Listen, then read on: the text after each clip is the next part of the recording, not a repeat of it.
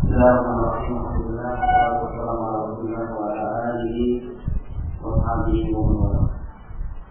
Alhamdulillah dari Allah yang mengucapkan doa dengan kuat yang telah memberikan respon positif dengan sampainya beberapa pertanyaan yang menunjukkan bahwa ada tanggapan yang baik berbeda dengan channel. Ada beberapa pertanyaan yang telah sampai di Indonesia dan insya Allah yang akan pertama kali menjawab beberapa pertanyaan.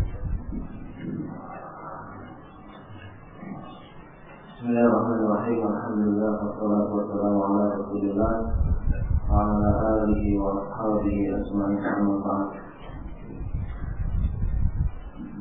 Ada pertanyaan, alhamdulillah, apa ya Ustaz? Karena sudah ta'lim di Salafis sekitar 8 bulan.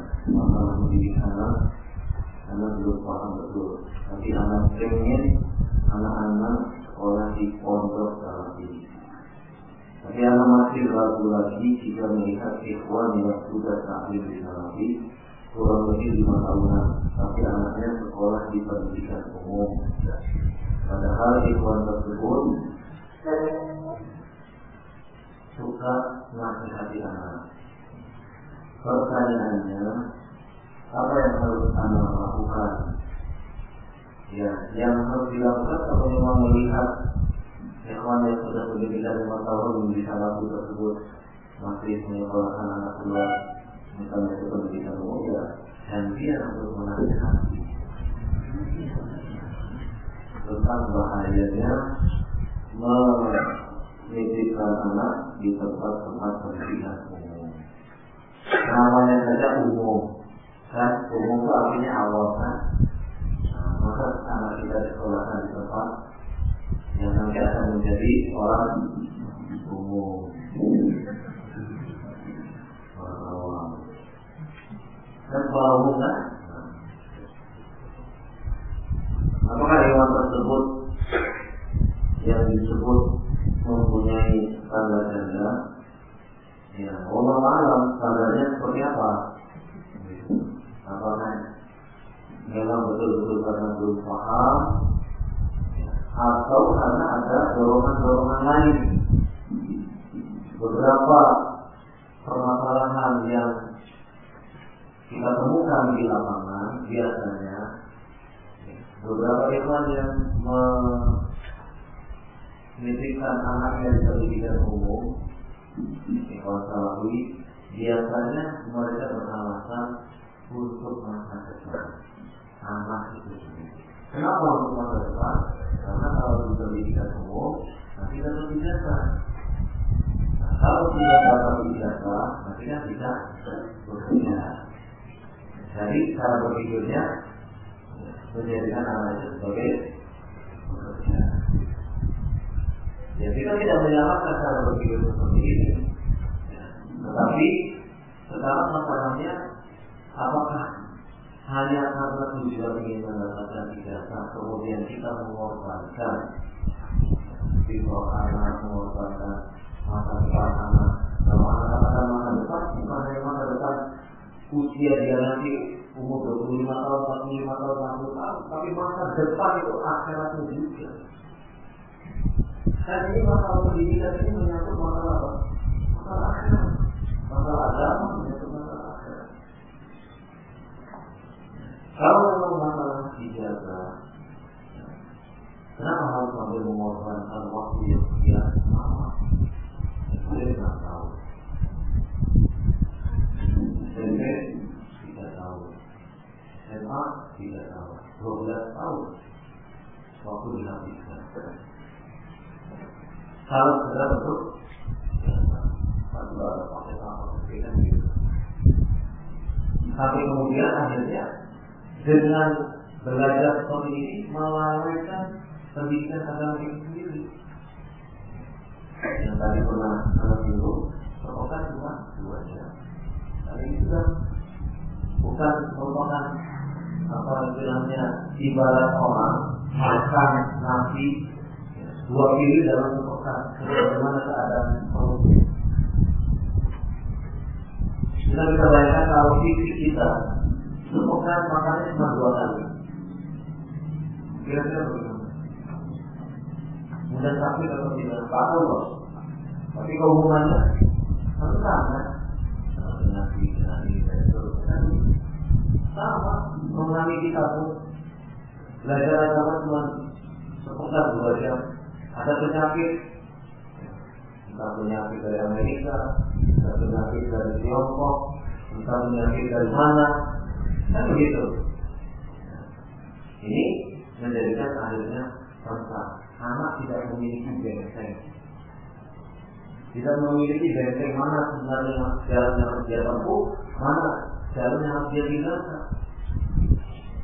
Tidak memiliki benteng. Jangan untuk memiliki benteng, dibangunkan untuk sholat saja misalnya. Ayo sholat jamaah. Tapi alhamdulillah anak-anak kita di pondok pulang juga ke sekolah, malah mengingatkan ahli jaga dari masjid. Kalau sudah mendengar kalimat seperti ini, orang tuanya tidak tahu. Anaknya sudah mengingatkan. Dan ini bukan perkara ringan untuk mengingatkan agama. Tapi setidaknya seperti itu. Kondisi-kondisi ya kadang-kadang itu tadi berpikirnya hanya pendek saja. Seakan-akan masa depan anak kita hanya tergantung dari selembar kita. Saya tidak mengatakan bisa saya semalam, bisa saya bilang, tetapi kalau sampai kita menyandarkan masa depan anak kita hanya pada selembar kita, itu terlalu naik kalau berpikir kita. Ya, padahal berapa banyak orang yang punya ijazah terus tidak bekerja? Banyak tidak? Kan kita berpikirnya kan nanti kalau tidak punya ijazah bagaimana bekerjanya? Iya kan? Sekarang kita balik, bagaimana kalau punya ijazah? Sekarang banyak orang yang tidak bekerja. Iya. Dan kalau mengutip kata-kata yang terbuka, coba tengok di kantor Detnaker, tenaga kerja itu yang antri untuk minta pekerjaan ada pondok pesantren. Iya.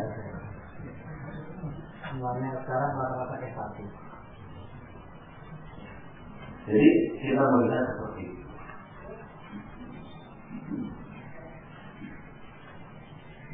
Kemudian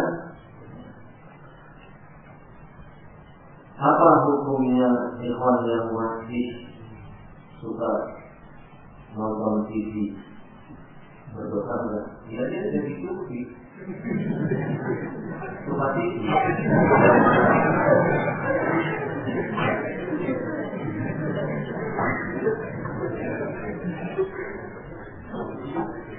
Ya kalau saya masih suka ya ini berarti ya. Kalau ini kan sudah ahli, sudah ngaji bagaimana hukum surah, gambar dan sebagainya, hukum musik dan sebagainya, saya sudah paham. Ya digunakan. Apakah ada kitab kumpulan hadis palsu? Ya kitabnya Syekh Nasruddin Al-Albani.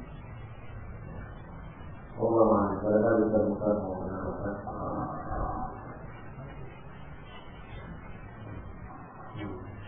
Untuk kita kumpulan hadis palsu boleh kan? Seperti buka Al-Mu'ad saya Imam Ibnu Jauzi rahimahullah ta'ala. Kitab yang namanya cukup tebal sekali di dalam membahas tentang hadis-hadis yang palsu. Wallahu a'lam. Pertanyaan pertama tadi terdiri dari 4 pertanyaan. Jadi siapa pertanyaannya? Malam. Dari pertanyaan berikutnya, orang tua anak mau berangkat haji tahun 2022. Ya memang seperti itu ya, antriannya panjang.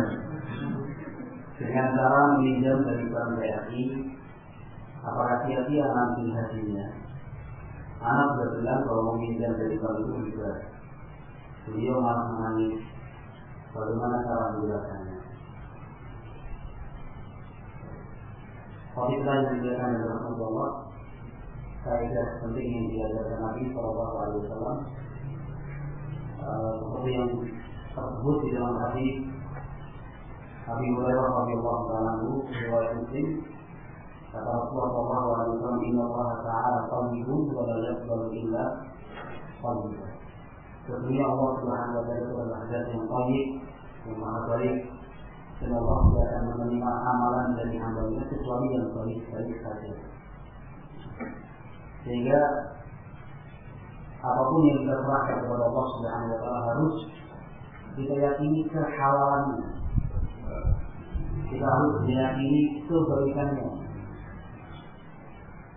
Di dalam banyak ayat Al-Quran, Allah Subhanahu wa taala menyebutkan tentang dihalalkannya makanan-makanan yang halal dan thayyib. Halal dan thayyib. Halal dan thayyib. Dan itu nanti dalam cabang-cabang ibadah berlaku. Amalan yang diterima Allah Subhanahu wa taala adalah amalan yang thayyib. Terkait dengan kasus seperti ini sudah menjadi sesuatu yang umum. Pada ujian yang kita rasakan, nasallahu al-afiyah wallahu musta'an, bahwa jerat-jerat riba itu telah masuk di dalam setiap lini dan sendi kehidupan kita. Bahkan mulai masuk di dalam hal-hal yang bersifat ibadah. Kalau dulu mungkin pinjam riba itu kaitannya dengan modal usaha, kemudian berikutnya lagi pinjam salah riba masuk dalam sistem pendidikan. Anak Anda pergi sekolah tapi nggak punya biaya, nggak usah khawatir, jangan sia-siakan BPKB Anda. Atau dalam bahasa yang lain, jangan biarkan BPKB Anda menganggur. Ini kan istilah-istilah yang muncul. Tapi kemudian yang membuat hati kita bersedih adalah syarat ribawi seperti ini kemudian masuk di dalam hal-hal yang sifatnya ibadah, seperti haji. Ternyata mereka yang bekerja di bank-bank tersebut berhasil menemukan pasar yang cukup luas dan besar, yaitu kaum muslimin Indonesia. Melihat semangat kaum muslimin, animo keinginan mereka untuk melaksanakan hal begitu tinggi dan besar, maka mereka menggulirkan program dana talangan haji. Cukup 500.000, cukup 2.500.000 telah mendapatkan porsi. Karena sekarang yang paling penting adalah mendapatkan porsi, nomor urut untuk keberangkatan haji. Akhirnya beramai-ramai. Sebenarnya waktu antri untuk berangkat haji mungkin hanya tahun 2 tahun, sekarang sampai 10 tahun, bahkan ada yang sampai 15 tahun di beberapa daerah tertentu. Jadi daftar tahun ini 15 tahun lagi berangkat berangkat. Ini sudah menjadi salah satu bukti bahwa problem yang sifatnya ribawi itu akan merugikan kaum muslimin itu sendiri, kan gitu. Akhirnya orang yang ingin ibadah haji yang benar-benar baik, cara yang halal, akhirnya menjadi korban oleh program-program yang seperti ini. Wallahu a'lam. Kemudian yang perlu digarisbawahi lagi bahwa haji termasuk ibadah yang disyaratkan oleh Allah Subhanahu wa taala ada kemampuan di sana. Wallahi ala nasi hijjul baiti man istata'a ilaihi sabila, punya kemampuan. Sehingga kita tidak bisa memaksakan diri kita mampu. Kan 2022, 10 tahun lagi, 5 tahun lagi, 7 tahun lagi, mungkin pinjam dan bank, kan saya bisa melunasi. Belum sampai pada kategori wajib, karena dia belum memiliki kemampuan terlalu memaksakan diri. Wallahu a'lam bishawab. Adapun kasus ini secara khusus, anak sudah bilang bahwa meminjam dari bank juga, beliau malah menangis bagaimana cara menjelaskan. Bukan untuk kasus ini saja, ada suatu bilang rahimahullah. Dalam setiap kasus urusan dunia, urusan akhirat, apapun yang kita hadapi, selain kita menjelaskan hukum yang sesungguhnya, jangan lupa berikan solusinya. Orang yang bijak itu seperti itu, bukan cuma melarang, tapi menunjukkan ini dilarang, tapi jalan keluarnya seperti ini. Itu orang yang bijak, bukan cuma ngomong nggak boleh, nggak boleh, nggak boleh, tanpa memberikan solusi jalan keluar itu. Wallahu a'lam bishawab. Mintalah kepada Allah Subhanahu wa taala kemampuan untuk mengganti kesalahan kita yang telah membuat orang tua kita menangis. Meskipun apa yang kita sampaikan itu benar, tapi bisa jadi terus sebuah kesalahan yang membuat orang tua menangis. Ganti kemudian kita minta kepada Allah kemampuan. Kita datang kepada orang tua kita, bapak, ibu, hari ini kita berangkat ke Banjar ini. Saya lunasi ongkos haji bapak ini. Saya katakan tadi mintalah kepada Allah kemampuan. Karena mungkin pertanyaan ini dari orang yang tidak mampu begitu mungkin saja. Makanya saya katakan di depan tadi mintalah kepada Allah kemampuan. Ganti tangisan orang tua itu dengan tertawa. Oh, mana boleh? Di satu sisi kita telah membuat orang tua kita tertawa setelah mereka buat kita setelah kita buat mereka menangis. Di satu sisi kita telah membantu mereka terlepas dari gerak-gerak pribadi. Selesaikan riba. Kalau memang riba, selesaikan. Donasi kepada tidak tahu. Jadi tidak ada lagi bunga-bunga dan sebagainya. Setelah itu kita baru menyampaikan ke orang tua, riba itu nggak boleh. Orang tua nggak akan ingin menangis karena sudah lunas. Mau kita bilang itu sudah riba, Pak, Bu, bertobat kepada Allah segala macam. Orang tua nggak akan tersinggung karena anaknya sudah melunasi ongkos haji tersebut. Tapi tadi mungkin ada kemungkinan bahwa yang bertanya mungkin tidak mampu, maka saya sebutkan di depan tadi mintalah kepada Allah Subhanahu wa taala. Allah a'lam. Mungkin ada tambahan dari saya tadi. Bolehkah? Jawabannya tidak boleh. Jadi sangat gemeski kalau salafi kok hatinya ringtone-nya musik itu dengernya itu kalau kita orang Jawa bilang bebek gitu. Ngaji di tengah masjid.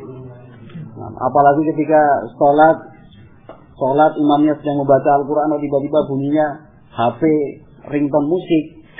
Wah, itu dengan segala macam aliran musiknya, ada yang melankolis, dangdut, hip hop, rock and roll. Wah, segala macam menyedihkan sekali seperti itu. Nah, sehingga jawabannya tidak boleh. Jelas karena musik itu hukumnya haram. Dan ada satu hal yang ditanbih, barakallahu fikum, ada sebagian ikhwan kita yang kemudian karena semangatnya akhirnya membuat ringtone musik itu dari ayat-ayat Al-Quran. Ini pun tidak boleh, karena ini termasuk menghinakan Al-Quran. Al-Quran kalau dijadikan tanda stang musik, demikian juga azan. Nah, ini juga harus dihindari. Nah, azan Allahu Akbar misalnya, tanda ada SMS masuk. Ayat Al-Quran Alhamdulillahirabbil alamin sudah kita oke. Kita terima handphonenya. Ini juga termasuk beberapa tanbih yang dinasihatkan oleh para ulama kita. Jadi pilihlah tanda SMS masuk, tanda SMS gagal, tanda telepon masuk dan semisalnya hal-hal yang bersifat alami, natural, air, suara burung misalnya. Suara pakai dihindari saja. Dihindari saja. Ya yang natural saja lah, insyaallah. Orang Cina toke itu artinya pengusaha. Wallahu a'lam bishawab. Ustaz, apakah bimbingan haji yang diselenggarakan pemerintah sudah secara syar'i? Wallahu a'lam, yang jelas pengalaman haji beberapa tahun dari para jamaah haji itu diantara keluhannya kalau mengikuti apa yang ada pada atau bimbingan manasik haji yang ada pada pemerintah, pertama hilang untuk menunaikan tarwiyah pada tanggal 8 Zulhijjah. Yang semestinya jamaah haji pada tanggal 8 Zulhijjah itu pergi ke Mina, tapi haji reguler yang bimbingan manasik hajinya oleh pemerintah itu diarahkan langsung ke Mina, ke Arafah untuk besoknya melakukan wukuf. Padahal wukuf itu mulainya ba'da zuhur, tapi datangnya jamaah haji Indonesia ke Arafah itu sudah sejak tanggal 8. Jadi ini sudah hilang cara manasik yang disampaikan oleh Nabi Sallallahu Alaihi Wasallam. Kemudian juga diantara lainnya adalah melempar jumroh. Bimbingan haji pemerintah dan banyak sekali pembimbing haji yang ditunjuk oleh pemerintah itu menyuruh jamaah hajinya melempar jumroh pada tanggal 11, 12 atau 13 Zulhijjah itu dilaksanakan sebelum zawal, artinya sebelum matahari tergelincir, sebelum masuk waktu sholat zuhur. Jadi ada yang jam 4 pagi sebelum subuh, ada yang setelah subuh, ada yang jam 8, ada yang jam 9-10. Yang intinya belum masuk waktu zuhur. Padahal Nabi SAW melempar jumrah pada tanggal 11, 12 atau 13 bagi yang menggenapkan menjadi nafar sani, maka kemudian hendaknya melakukan pada setelah masuk waktu zuhur, bukan sebelumnya. Ini diantaranya yang diketahui dalam masalah manasiknya, dalam masalah manasik. Karena yang di sini dicontohkan adalah masalah bimbingan haji. Kemudian juga banyak yang tidak diberitahu, misalnya menggunakan selendang kain ihram, itba itu kan hanya ketika tawaf kan gitu. Setelah itu kan harusnya diselendangkan, artinya bagian kanan, pundak kanan itu tidak terlihat. Nah itu kadang pembimbing haji pemerintah tidak memberitahu hal-hal seperti itu. Kemudian lagi banyak kita temui jamaah di sana umroh berkali-kali. Jadi kan sambil menunggu jadwal penerbangan pulang ke tanah air, kan masih ada kesempatan sekitar berapa hari, entah 2 minggu, entah 3 minggu kan begitu. Nah itu mereka biasanya melakukan umroh berulang-ulang. Pergi lagi ke Tan'im, umroh lagi. Bahkan ada yang satu hari bisa 8 kali. Umroh untuk mbahnya, umroh untuk bapaknya, umroh untuk tetangganya, umroh untuk pokoknya gitu. Jadi terus berulang-ulang. Padahal yang demikian ini tidak pernah ada contoh dari Rasulullah SAW. Dan banyak lagi hal-hal lainnya.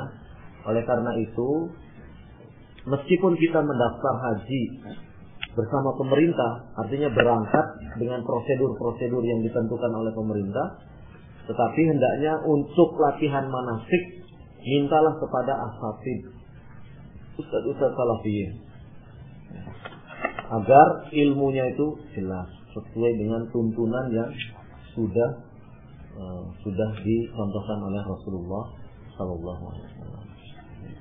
Apalagi nanti kalau buku-buku doa yang diberi oleh pemerintah, orang konsentrasi tawaf di Ka'bah, konsentrasinya baca buku doa.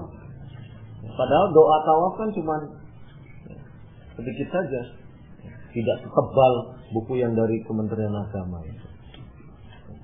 Nah, oleh karena itulah, barangkali di antara antum semua ada yang hendak berangkat haji, minta bimbingan kepada asatid dari kalangan salafi. Mudah-mudahan dengan demikian haji kita menjadi mabrur, diterima oleh Allah Subhanahu wa taala. Wallahu a'lam bishawab. Barangkali Ustaz Mukhtar mau menambahkan.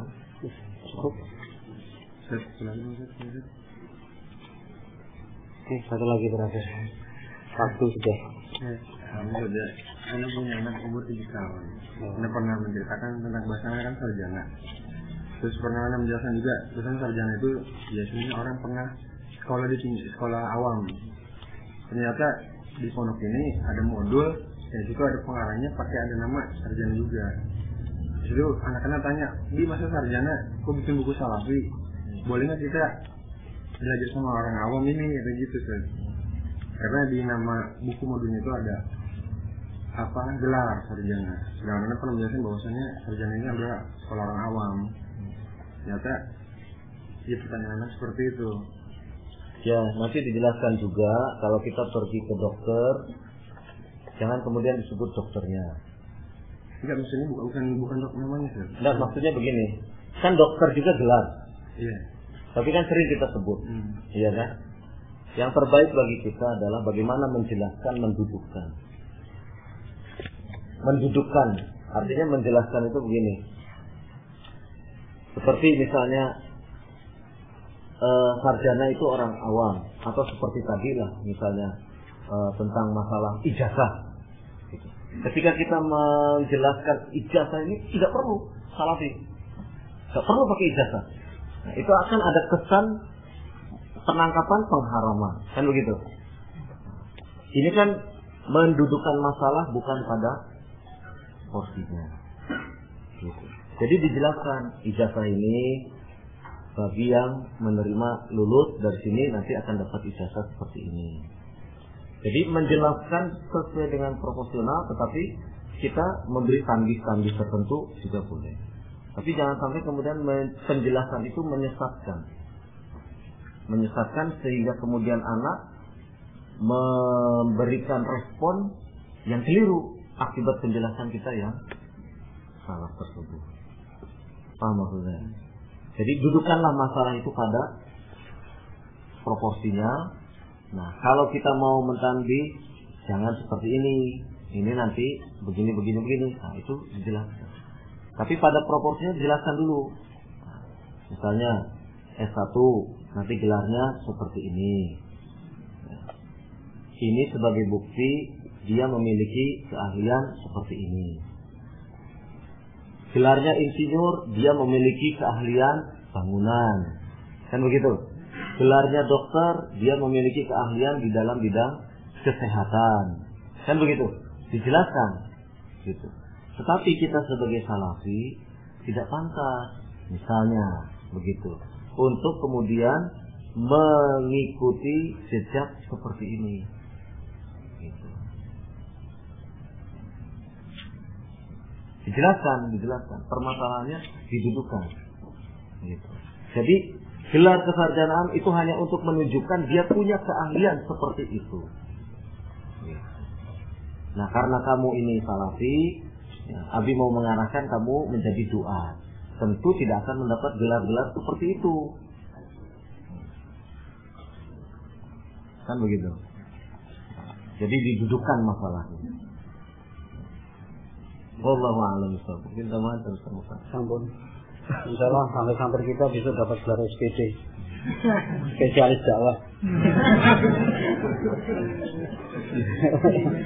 Oke, kita cukupkan sekian ya sudah. Malam jazakumullah khairan atas partisipasinya dan kami memohon maaf atas segala kekurangan dan kesalahannya. Kita tutup dengan doa kafaratul majelis. Subhanakallahumma wa bihamdika asyhadu an la ilaha illa anta astaghfiruka wa atubu ilaik.